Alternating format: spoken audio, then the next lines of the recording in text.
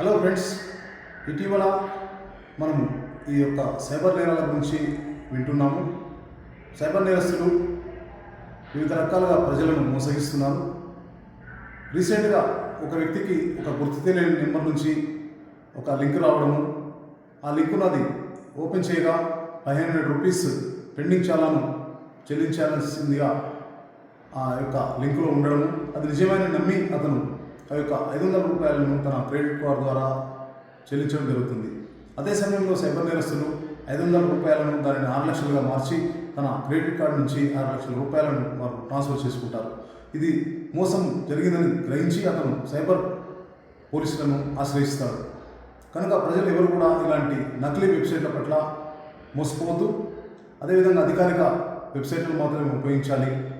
echallan.parivahan.gov.in అనే website ద్వారా మాత్రమే మీ యొక్క పెండింగ్ చాలాలను చెల్లించాల్సిన విజ్ఞప్తి. ఎవరైనా మోసపోతే 1930కి కాల్ చేసి మీ యొక్క వివరాలను తెలియజేసి మీ యొక్క అమౌంట్ రీఫండ్ కావడానికి అవకాశం ఉంటుంది. కనుక ఎవరు కూడా ఈ యొక్క సైబర్ నేరాల పట్ల జాగ్రత్తగా ఉండాలి. ఎవరు కూడా మోసపోవద్దని చెప్పేసి విజ్ఞప్తి చేస్తున్నాం. Thank you.